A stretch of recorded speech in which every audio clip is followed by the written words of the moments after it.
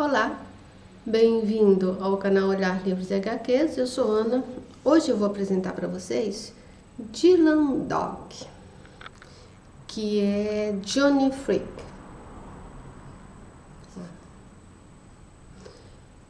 É de Tiziano Sclavi, Andrea Venturini e Gianpiero Caserta, da editora Panini, ok? Bom, eu vou mostrar um pouquinho as imagens, porque depois eu esqueço, né? Deixa eu só ampliar aqui para mim mostrar um pouco melhor para vocês. Aí depois eu faço os comentários, tá? Ele é colorido, né?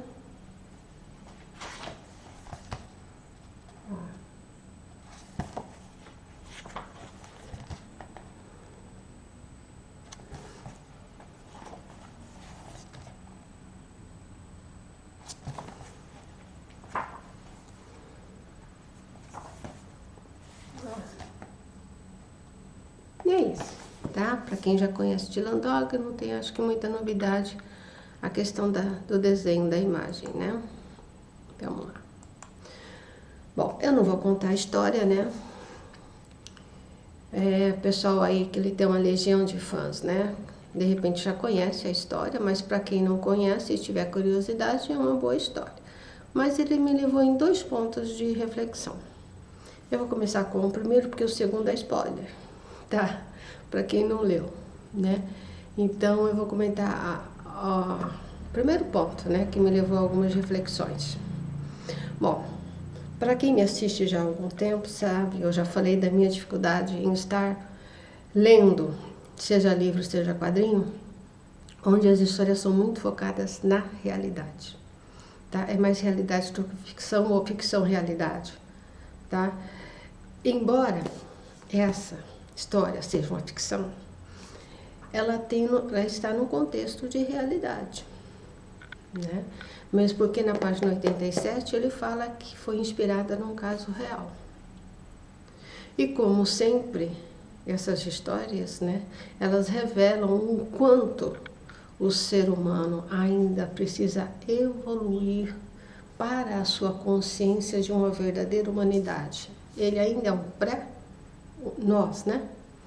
Ainda somos pré-humanos, não somos humanos não, eu já falei isso várias vezes. Bom, mas apesar disso, também mostra que em pequenas doses, em poucos seres carbonos que somos nós, na dualidade bem e mal, o bem se sobressai em experiências que poderiam, em muito, despertar o mal justificado. O que eu falo desse mal justificado? O mal justificado, para mim, tá? No meu entender, ocorre quando um ser, uma pessoa, entra em conexão com a experiência que ele está passando agora. Entra em conexão com as memórias vivas do sistema nervoso central, tronco encefálico mesolímbico, em grande medida com esses dois sistemas que são os mais pré-humanos, né? Tem muita pouca conexão com o pré-frontal, que é a parte razão civilizatória, e quase nenhuma com o córtex da reflexão do sistema onde nós colocamos, onde a gente entende que é a parte da humanidade. Então, assim, por isso que eu falo que é justificado. Justificado no sentido de que a pessoa é, entre aspas, né? Ela tem uma conexão muito forte com esses sistemas pré-humanos, que geralmente são instinto, territorialidade, violência, por isso um mal justificado, tá? Não se justifica o mal, mas se entende o mal, tá? Mas Johnny, esse personagem aqui da história, deixa eu acho ele, para mostrar para vocês. Ó. Johnny é esse rapazinho aqui, ó, sabe? Aqui dessa página aqui, tá? Johnny, na história, tá? Tem todos os motivos para ter se tornado mal. se tornar uma pessoa sombria. Mas ele escolhe, porque é uma escolha, o bem. Ele opta por ser muito mais humano, por ter atitudes muito mais humanas, de compaixão, de amorosidade, do que atitudes instintivas. O que é um mistério para mim. Entre aspas, né, o mistério.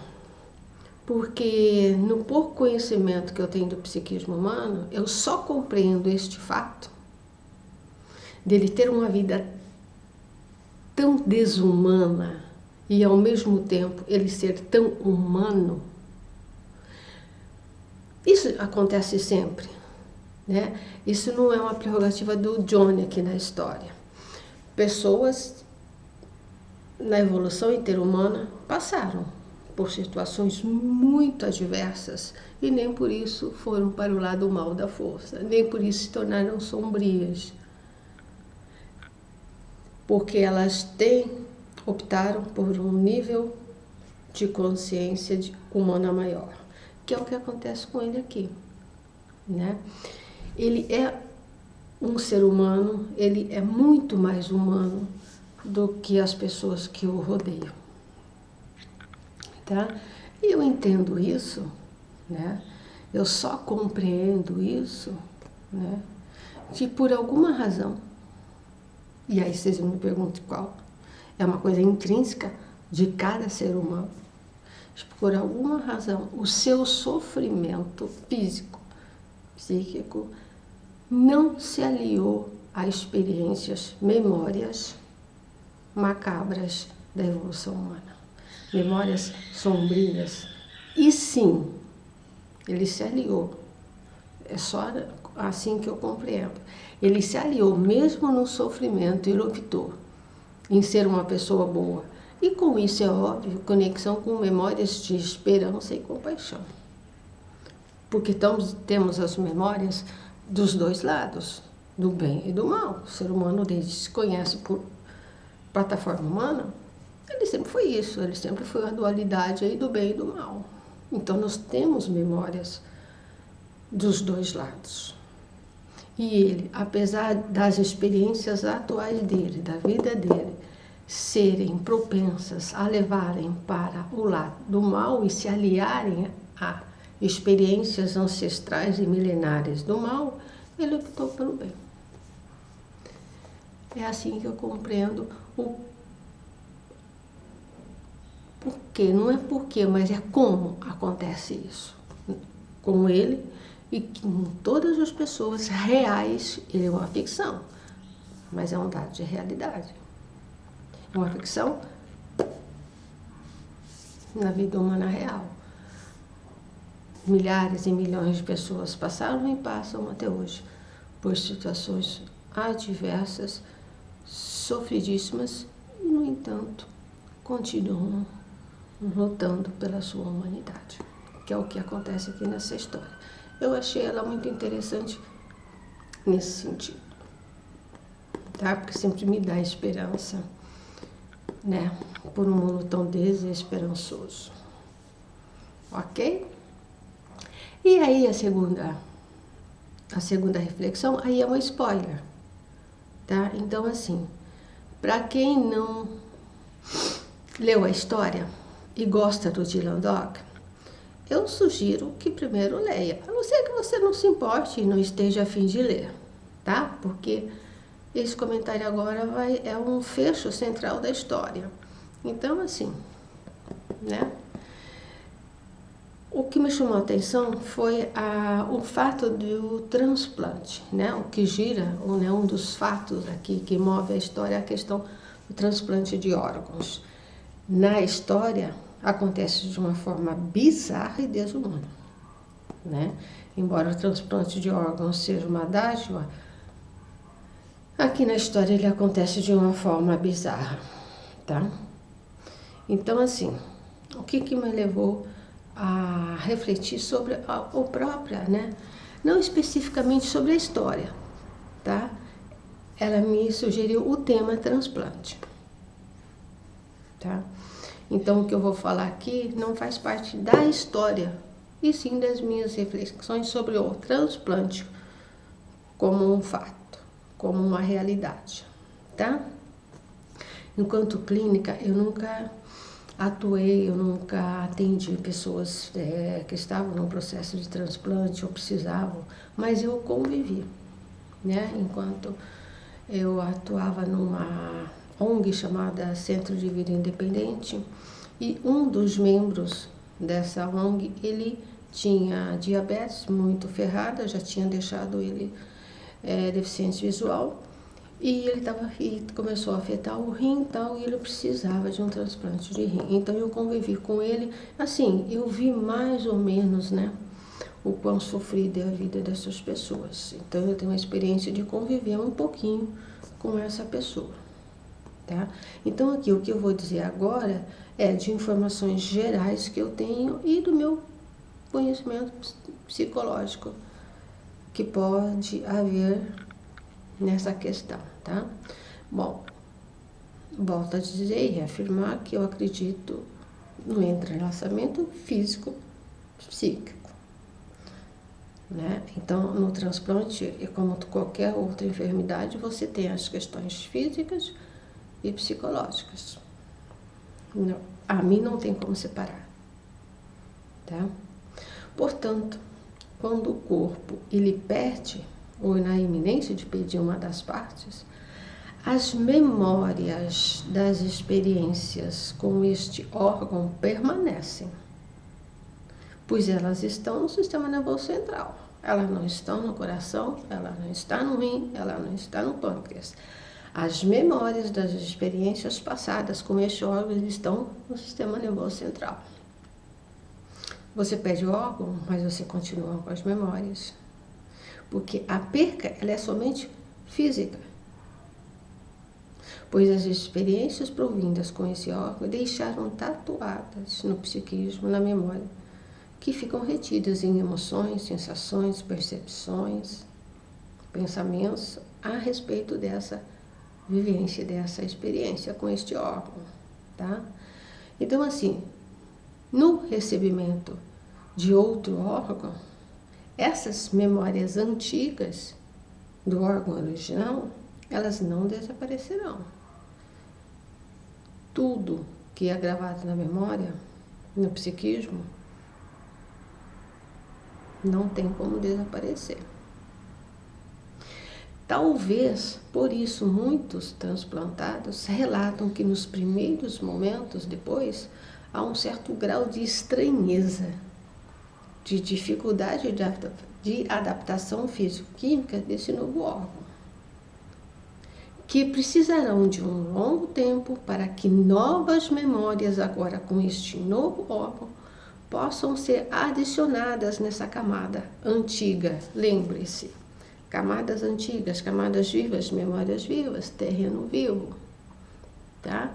Então, assim, essas novas memórias que a pessoa está experienciando, essa nova realidade, ela vai se tornando cada vez mais intensa, ela vai se tornando cada vez com maior longevidade, não é? E as antigas tendem a ficarem em baixa, ficarem soterradas. Não é uma substituição dessas memórias antigas, é uma sobreposição do novo sobre o antigo. Depois de um longo tempo, né? Porque o velho sempre tem mais energia que o novo, porque ele é velho, porque ele teve mais experiências, né? Em termos de energia, nós somos energia.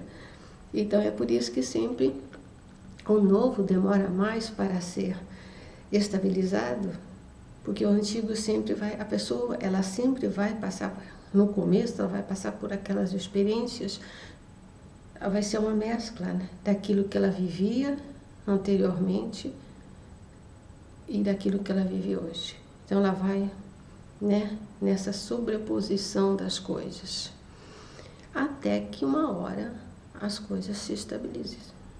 Mas é o tempo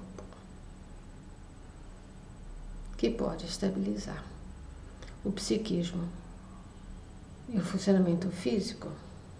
E o físico também, porque o corpo, ele é um ser vivo, e ele está recebendo uma parte a qual originalmente não é dele. Então existe uma adaptação tanto psíquica, de emoções, percepções, sensações daquele novo órgão e do próprio corpo, na sua adequação daquele novo órgão. Tá? Por isso que é tão difícil, né? É uma etapa assim difícil, é uma etapa a esperar, é uma etapa a receber, é uma etapa depois experienciar esse novo órgão, tá? Então, esse processo no início, né, de reabilitação físico-psíquica, ele pode dar uma sensação de não pertencimento.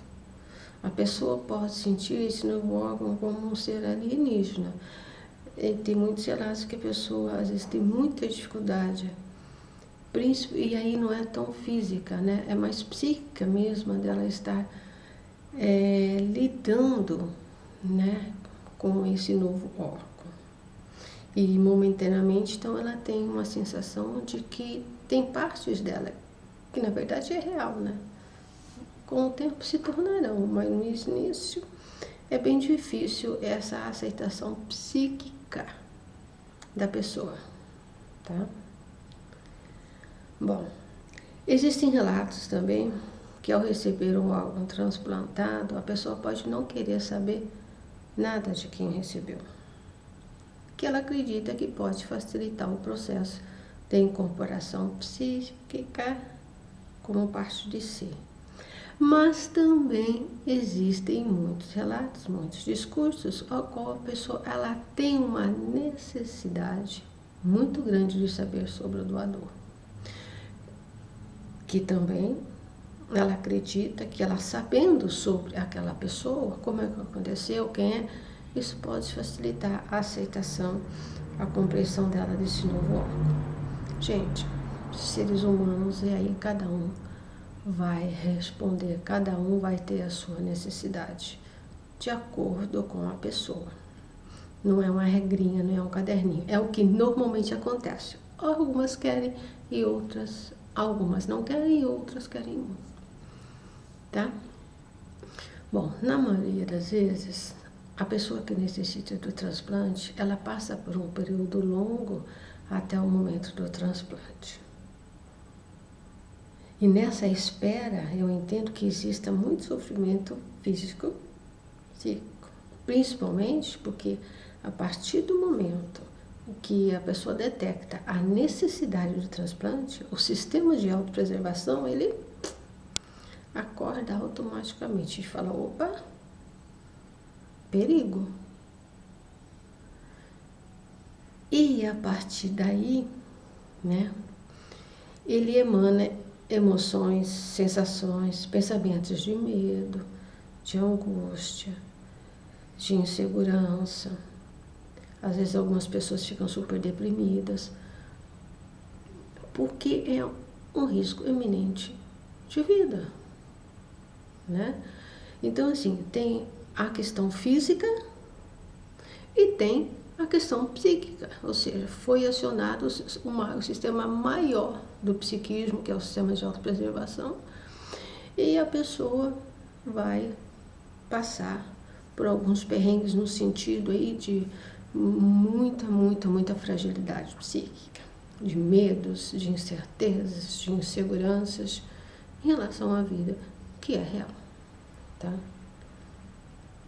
E no segundo momento a coisa não é tão fácil assim, né? E depois dos transplantes, o medo continua, a insegurança continua por um longo tempo e acredito pela vida toda. Vai diminuindo essa escala de emoção, essa escala de medo, porque você, com o tempo, você vai se readaptando, você vai, entre aspas, talvez, voltando à sua vida, ou igual, ou sendo transformada, né? Mas você vai aí experienciando a vida. E nessa coisa assim de que deu certo, ou está dando certo. Eu acho que esse é o grande fator, né, da pessoa transplantada, é um dos fatores de sofrimento psíquico, porque o transplante, ele nunca pode ser fechado, ele deu certo, não. Ele está dando certo, porque o perigo iminente de rejeição, ele é sempre vigente. É como se a pessoa, a partir daquele momento, ela, sabe aquela nuvem da família Adams, ela ficasse com aquela, sabe, com aquela áurea meio escura, no sentido de que a vida dela, né, pode ainda correr muitos riscos. Se no caso houver a rejeição, e a gente sabe que isso às vezes acontece e não é tão incomum. Tá? Então, a partir daquele momento, a pessoa vai ter que também ter essa força desse medo. Eu acredito que esse medo, ele nunca vai deixar de existir, mas ele vai perder força, ele vai ser amenizado, e ele pode chegar num ponto ao qual o medo existe, mas ele não paralisa, a pessoa não perde qualidade de vida, mas ele está ali. Ele não some, ele não desaparece. E aí eu vou fazer um pequeno depoimento, né, nesse sentido. Eu perdi minha mãe muito cedo, né? Ela morreu aos 48 anos com leucemia. E era uma pessoa assim, extrovertida, falante, alegre, uma pessoa de bem com a vida. Quando veio, né, quando surgiu o câncer, ela passou 3 meses, era questão só de quimioterapia, não tinha questão de transplante, era só quimioterapia. Ela fez 3 meses e veio a icterícia, né, que parece que é um processo meio comum, aí ela teve que parar e o médico falou, tá controlado, mas você todo mês vai vir aqui pra gente fazer o controle. E foram 8 meses, né, nesse controle. Então, assim, nesses 8 meses, a mudança dela foi assim, era outra pessoa, entende? Aquela vivacidade, aquela alegria, aquela espontaneidade, aquela sociabilidade, entendeu? Era uma pessoa antes e uma pessoa depois. Por isso que eu falo. Por quê? Porque, que nem no caso dela, não havia sido curado. Ele estava controlado, mas a nuvenzinha existia, não tinha como ela se desligar disso. Embora ela tenha passado muito bem esses 8 meses, né, assim, ela passou bem esses 8 meses, não tinha como, porque todo mês ela tinha que ir lá, passar pelo processo de exame, e aquela ansiedade, aquela angústia, aquele medo daquilo ter voltado. Então não tem como a pessoa desligar. É um processo similar na questão do transplante. Não tem como a pessoa desligar, não tem como ela esquecer que ela tem um órgão dentro dela e que pode a qualquer momento não dar certo. Entendem? Então, eu acredito que essa é uma realidade comum em pessoas dessa situação, né? E em todas as situações similares em relação a isso. Portanto, eu acredito, né, que pessoas que passam por esse processo, tanto do transplante como de outras doenças que não têm cura e existe um controle, necessariamente, eu acredito, tá? Desde o início a pessoa precisa de um suporte psicológico, né, para que ela possa ter uma qualidade de vida melhor. Para mim é assim, eu acredito na minha profissão, eu acredito no benefício dela, então não tem como eu falar. Eu acredito que pode fazer uma grande diferença na qualidade de vida dessas pessoas se elas tiverem um apoio bom, né? um bom apoio psicológico, ok? Então é isso, olha, a história em si, ela é uma história pesada, tá? Uma coisa, primeiro Dylan Dog meu, né? Eu já tinha lido o Dylan Dog naquele crossover, né, com Batman, mas não gostei. Não achei graça na história. Falei, deixa pra lá, Dylan Dog, né? Mas aí o pessoal fala tanto que é bom, que é bom, que é bom. Falei, não, eu vou experimentar um que é só Dylan Dog, pra mim, né? E aí escolhi esse aqui, aleatório, escolhi ele.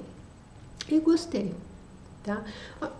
Não há quantas reflexões, né? Quantas coisas me reverteram ao passado, rever algumas coisas e tal. Então, assim, gostei bastante, tá? Acredito que ainda vou dar aí algumas outras chances pro Dylan Dog. De vez em quando aí vai aparecer, não sempre, né? Mas de vez em quando aí vai aparecer um Dylan Dog, que eu espero que seja histórias tão boas quanto esta. Então, gostei.